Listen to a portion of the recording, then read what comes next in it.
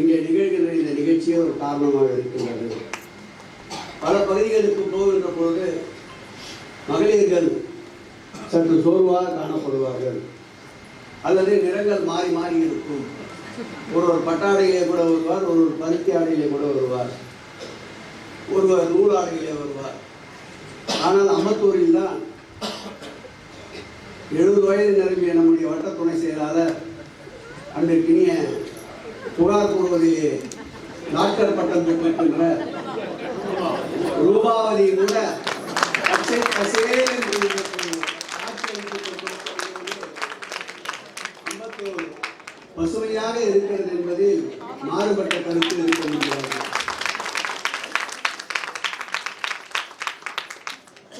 ஒரு இயக்கம் எதிர்கட்சியாக இருக்கின்ற பொழுது எதையும் எதிர்பார்க்காமல் இயக்கத்திற்காக பீடு நடை போடுவது அனைத்து அரசியல் கட்சியின் இயல்பான நிலை. ஆனால் ஒரு இயக்கம் ஆட்சி பொறுப்பிலே இருந்தாலும் இல்லாவிட்டாலும் இயக்கம் எனக்கு என்ன செய்தது என்பதை விட இந்த இயக்கத்திற்கு நான் என்ன செய்கிறேன் என்று உழைக்கின்ற வர்க்கம்தான் திராவிட முன்னேற்ற கழகத்தை சார்ந்த தொண்டர்கள். அது மிகையாகாது. அந்த வகையிலே ஆட்டோ ஓட்டுநர் அணியினை சார்ந்த கிருஷ்ணமூர்த்தி என்றாலும் சரி, அதே போல் மீனவர் அணியை சார்ந்த அந்த கிணிய 1000 என்றாலும் சரி, எல்லா நிகழ்வுகளிலும் தங்களை முழுமையாக அர்ப்பணித்துக் கொண்டு தங்களால் உழைத்து சம்பாதிக்கின்ற அந்த செல்வத்தை இந்த இயக்கத்திற்காக அந்த கிணிய அருமையன் பால்ராஜ் போன்றவர்கள் தொய்வில்லாமல் செலவு செய்கின்ற தொண்டர்கள் நிறைந்திருப்பதால் தான் ஆட்சி அதிகாரத்தில் இல்லாவிட்டாலும் இயக்கத்தின் சார்பில் நடத்தப்படுகின்ற நிகழ்ச்சிகளுக்கு குறைவில்லாமல் இருக்கின்ற ஒரு இயக்கம் திராவிட முன்னேற்ற கழகம் என்றால் அது மிகையாகாது. அதை கொரோனாவிலே கண்டிருப்போம், பெரும் மழை வெள்ளத்தின் போது கண்டிருப்போம்.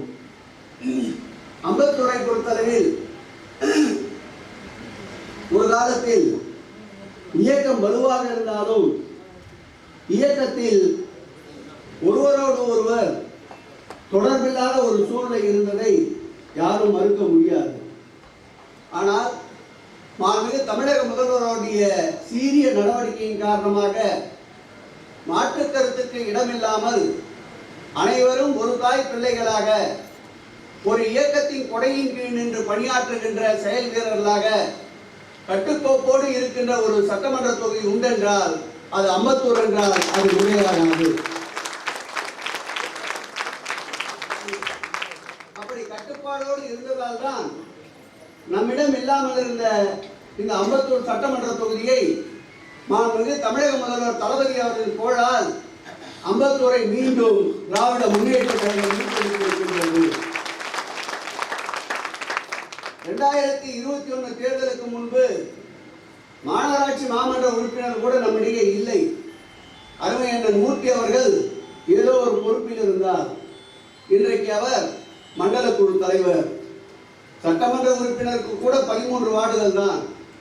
ஆனால் அவருக்கு 15 வார்டுகள். இது எதனால் கிடைத்தது என்றால் திராவிட முன்னேற்ற கழகத்தால் தான் இந்த அந்தஸ்து கிடைத்திருக்கின்றது. இடையிலே அமைந்திருக்கின்ற சாந்தகுமாரி இயக்கத்திற்கு புது வரவு நாகராஜை போல். ஆனால் 2021 முன்பு அவர் என்ன என்றால் அவர் இயக்கத்தில் உறுப்பினர், மருத்துவர் ஒன்றிய மாவட்ட அமைப்பாளர். இன்றைக்கு அவருடைய நிலை என்ன தெரியுமா? 200 வார்டுகளுக்கு சுகாதார நிலைக்குழு தலைவர், சென்னை மாநகராட்சியே அவருக்கு அறை. இது எதனால் கிடைத்தது என்றால் இந்த இயக்கத்தால் கிடைத்தது. இது எதிலே அமர்ந்திருக்கின்ற நம்முடைய ரமேஷ் ஏதோ ஒரு சின்ன பகுதிக்கு மாநகராட்சி மாமன்ற உறுப்பினராக இருந்தார். இன்றைக்கு ஒரு பெரிய வட்டத்திற்கு கிட்டத்தட்ட 35 பூத்துக்களுக்கு அதிகமான, அதான் 35 பூத்துக்களுக்கு அதிகமான ஒரு வட்டத்திற்கு அவர் ஒரு மாநகராட்சி மாமன்ற உறுப்பினர். இதுவும் எதனால் கிடைத்தது என்றால் திராவிட முன்னேற்ற கழகத்தால் தான் கிடைத்தது. எதிரே அமர்ந்திருக்கின்ற அருமை தங்கை நாகராஜ் உஷா, அவர் அதற்கு முன்பு அரசியல் களம் இல்லை. நாகராஜ் அவருடைய உழைப்பிற்கு அங்கீகாரம் வேண்டும் என்பதால் அவர் ஒரு மாநகராட்சி மாமன்ற உறுப்பினர். இன்றைக்கு அவருக்கும் இது எப்படி கிடைத்தது என்றால் திராவிட முன்னேற்ற கழகத்தால் கிடைத்தது. தமிழக தமிழக முதல்வர் தளபதி அவர்களால் கிடைத்தது. இப்படி கிடைத்ததற்கு நாம் இந்த இயக்கத்திற்கு ஏதாவது செய்ய வேண்டும். அப்படி என்ன செய்ய வேண்டும் என்று நீங்கள் நினைக்கிறீர்களானால், நீங்கள் செய்கின்ற ஒவ்வொரு நல்ல பணிகளும் இந்த இயக்கத்திற்கு ஒரு சேர்க்கும், இந்த இயக்கத்துடைய வாக்கு வங்கியை உயர்த்தும். நீங்கள் செய்கின்ற பணிகளால் யாருக்காவது இன்னல்கள் இறைவார்கள் என்றால் இந்த இயக்கத்தின் மீது களங்கம் கற்பிப்பார்கள், இந்த இயக்கத்துடைய வாக்கு வங்கி சரியும். ஆகவே நீங்கள் எடுத்துக்கொள்ள வேண்டிய சபதம் என்னவென்றால், நாம் தினந்தோறும் செய்கின்ற செயல்களில் மக்களுக்கும் இயக்க தொண்டர்களுக்கும் தோழர்களுக்கும் நிர்வாகிகளுக்கும் நன்மை செய்கின்ற பணிகளாக நாம் சபதம் ஏற்க வேண்டும் என்பதற்காக கூட்டப்பட்ட கூட்டமாக இந்த கூட்டத்தை நீங்கள் எடுத்துக்கொள்ள வேண்டும். என்னை உட்பட தலைவர்களுடைய தியாகத்தால், தலைவருடைய அயராத உழைப்பால், இந்த இயக்கத்தால் தான் இந்த பதவி என்று நான் நினைப்பவன். ஆகவே என் ஆயுள் உள்ளவரை, என்னால் முடிகின்ற வரை ஓடி பணியாற்ற முடியும் என்றால் ஓடிக்கொண்டே பணியாற்ற தயாராக இருக்கின்றேன். விரைவாக நடந்து பணியாற்ற வேண்டும் என்றால், முடியும் என்றால் விரைவாக நடந்து பணியாற்ற காத்துக் கொண்டிருக்கின்றேன். மெதுவாக நடந்துதான் பணியாற்றுகின்ற நிலை என்றால் மெதுவாக நடந்து பணியாற்றவும் காத்துக் கொண்டிருக்கின்றேன். உட்கார்ந்துதான் பணியாற்ற முடியும் என்றால் உட்கார்ந்து பணியாற்றவும் காத்துக் கொண்டிருக்கின்றேன். நகர்ந்து வந்துதான் பணியாற்ற முடியும், தவழ்ந்து வந்துதான் பணியாற்ற முடியும் என்றால் என் உயிருள்ளவரை இந்த இயக்கத்திற்கு என்னால் முடிந்த அளவிற்கு இயக்கத்துடைய தலைவர், நம் உயிரும் மேலான அன்பு தலைவர் தளபதி அவர்களுக்காக எல்லா நிலைகளிலும் பணியாற்ற காத்துக் கொண்டிருக்கின்றோம். அதைத்தான் இன்றைக்கு இந்த கூட்டத்திலே சபதமாக ஏற்றுக்கொள்ள வேண்டும். 2026 மாண்புமிகு தமிழக முதல்வருடைய பிரகடனம் 200 சட்டமன்ற தொகுதிகள். 200 என்பது திராவிட முன்னேற்ற கழகத்திற்கு நிச்சயம். 234 என்பது இந்த இயக்கத்துடைய லட்சியம் என்ற வகையிலே நம்முடைய பணி அமைய வேண்டும்.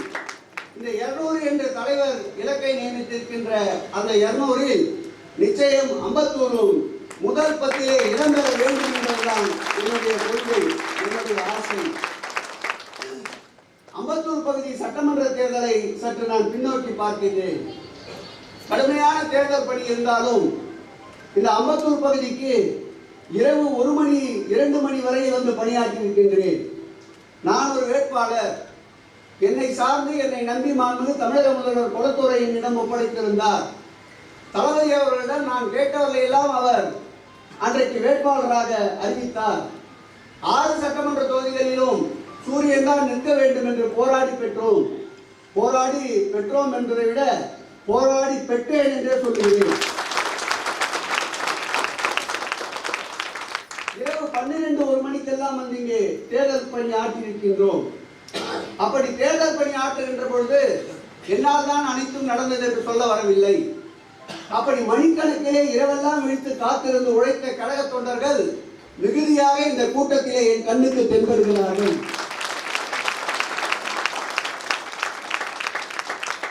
அவர்களுடைய வாழ்வாதாரத்திற்கு தேர்ந்தெடுக்கப்பட்ட சட்டமன்ற உறுப்பினர்கள், மாநகராட்சி மாமன்ற உறுப்பினர்கள் தங்களால் இயன்றதை செய்ய வேண்டும் என்று முப்பெரும் விழா காணுகின்ற, பவள விழா காணுகின்ற திராவிட முன்னேற்ற கழக பெருநாளில் அனைவருக்கும் மகிழ்ச்சியோடு வைத்துக் கொள்வதற்கு தேர்ந்தெடுக்கப்பட்ட மக்கள் பிரதிநிதிகள் உதவ வேண்டும் என்று இந்த முப்பெரும் விழா ஆலோசனை கூட்டத்தில் அன்போடு நான் கேட்டுக் கொள்கிறேன். இந்த முப்பெரும் விழாவை மாண்புமிகு முதலமைச்சர் அவர்கள் சீரோடும் சிறப்போடும் கொண்டாட வேண்டும் என்று அறிவுறுத்தியிருக்கின்றார். அந்த முப்பெரும் விழாவில் இயக்கத்தின் சார்பிலே ஏற்கனவே ஏற்றப்பட்டிருக்கின்ற கொடிகள் புதுப்பிக்கப்பட வேண்டும், கொடிமரங்கள் புதுப்பிக்கப்பட வேண்டும், கொடி கம்பங்கள் புதுப்பிக்கப்பட வேண்டும். அதோடு முப்பெரும் விழா நிகழ்ச்சிகள் அனைத்து வட்டங்களிலும் நடைபெற வேண்டும். முப்பெரும் விழா முன்னிட்டு இந்த இயக்கத்திற்காக உழைத்த முன்னாள் நிர்வாகிகள், முன்னாள் அந்த நிர்வாகிகளை சார்ந்த குடும்பத்தினர் அவருடைய பொருளாதார சூழ்நிலையை அறிந்து அவர்களுக்கு முடிந்த அளவு உதவி செய்யுங்கள். உங்களால் அந்த உதவிகளை பெருமளவு செய்ய இயலவில்லை என்றால் பகுதி செயலர் வாயிலாக மாவட்ட கழகத்திற்கு கொண்டு வாருங்கள். அவர்கள் பட்டாடை கேட்டால் என்னால் முடிந்த அளவிற்கு, மாவட்ட கழகத்தால் முடிந்த அளவிற்கு ஒரு பருத்தி ஆடையாவது வாங்கி தருவோம்.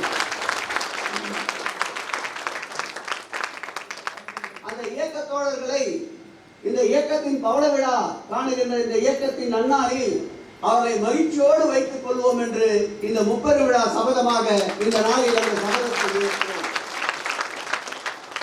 தொடர்ந்து அனைத்து பகுதிகளிலும் முப்பெரும் விழா நிகழ்ச்சிகள் நடக்கட்டும். தேர்தலை மையப்படுத்தி 2026ஆம் ஆண்டு தேர்தலை மையப்படுத்தி நம்முடைய தேர்தல் பணி இப்பொழுதிருந்தே தொடங்க வேண்டும். நாம் எடுத்து வைக்கின்ற அடியின் வேகத்தை பார்த்து களத்திலே கண்ணுக்கெட்டிய தூரம் வரை எதிரிகளே திராவிட முன்னேற்ற கழகத்துக்கு இல்லை என்ற ஒரு நிலையை இயக்கத்தாளர்கள் உருவாக்க வேண்டும். நமக்கு வாக்களிக்க வேண்டும் என்று எண்ணுகின்ற வாக்காளர்களுக்கு வாக்களிக்கின்ற உரிமையை பெற்றுத் தருகின்ற நிகழ்வாக இந்த முப்பெரும் விழா நிகழ்வை நாம் எடுத்துக்கொள்ள வேண்டும்.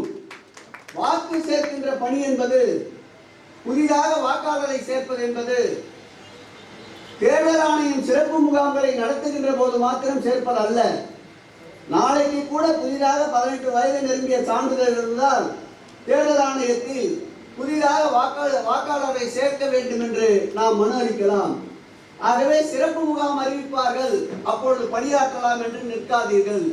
தயவு செய்து சட்டமன்ற உறுப்பினரும் நம்முடைய மாநகராட்சி மாமன்ற உறுப்பினர்களும் அதற்கு ஏதாவது பொருளாதார ரீதியாக செலவென்றாலும் அதை ஏற்றுக்கொண்டு வாக்காளர் பட்டியல் சரிபார்ப்பு பணியை முழுமையாக நடத்திட வேண்டும் என்று மாண்புமிகு தமிழக முதல்வர் அவர்கள் வேண்டுகோள் வைத்திருக்கின்றார்கள். கழக தலைவருடைய அந்த வேண்டுகோளை நிறைவேற்றுகின்ற பொறுப்பை இந்த முப்பெரும் விழாவிலே நீங்கள் மேற்கொள்ள வேண்டும் என்று உங்களை நான் அன்போடு கேட்டுக் கொள்கிறேன். அதே போல் அணிகள் பல இருக்கின்றன. அந்த பணி அணிகளில் நியமிக்கப்படுபவர்கள் நியமிக்கப்பட்டதோடு 40-50% மேலாக அவர்கள் மீண்டும் இயக்க பணிக்கு வருவதில்லை.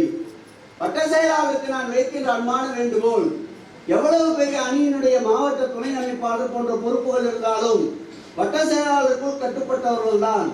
ஆகவே அந்த வட்டக்கழக செயலாளர்கள் அவரோடு தொடர்ந்து தொடர்பிலே இருங்கள். வாரத்திற்கு ஒரு முறையாவது அவர்களை அழைத்து பேசுங்கள். அப்படி இல்லையா, இந்த கூட்டத்திற்கு உங்கள் வட்டத்தை சார்ந்த நிர்வாகிகள் வரவில்லையா, கைபேசியிலே தொடர்பு கொண்டு ஏன் இந்த கூட்டத்திற்கு வரவில்லை, என்ன உங்களுக்கு பிரச்சனை என்று கேளுங்கள். அப்போதுதான் அவருக்கு இருக்கின்ற பிரச்சனையை அறிந்து நீங்கள் ஏதாவது ஒரு வகையில் உதவி செய்ய முடியும். அல்லது இந்த முறை கேட்டால் நாம் போகவில்லை என்றால் கேட்பார்கள் என்று அடுத்த முறையாவது கூட்டத்திற்கு வருவார்கள். அதை ஒரு நல்ல பழக்கமாக பொறுப்பிலே இருப்பவர்கள் மற்றவர்களோடு நெருங்குகின்ற ஒரு வாய்ப்பாக அந்த வாய்ப்பை பயன்படுத்திக் கொள்ளுங்கள் என்று உங்களை அன்போடு கேட்டு, வருகையில் இருக்கின்ற யாருக்கும் எதையும் புத்திமதி சொல்லி, யாருக்கும் அறிவுரை சொல்லி நீங்கள் செயல்படுகின்ற நிலையே இல்லாதவர்கள். உங்களுக்கே அனைத்தும் சுயமாக செய்ய தெரியும். இருந்தால் மாவட்ட கழக செயலர் என்ற பொறுப்பு இருப்பதால் என் மனதில் பட்டதை, என் எண்ணத்தில் பட்டதை உங்களுக்கு எடுத்துக் கூறுவதை என்னுடைய கடமையாக எடுத்துக் கூறுகிறேன். யாரையும் வருத்தப்பட வைப்பதற்காக அல்ல. இந்த இயக்கம் நிமிர்ந்தால்தான் தமிழகம் நிமிரும். இந்த இயக்கம் நிமிர்ந்தால்தான் தமிழ் நிமிரும். இந்த இயக்கம் நிமிர்ந்தால்தான் சுயமரியாதை சுடர்விட்டு பிரகாசிக்கும் என்பதை தெரிவித்து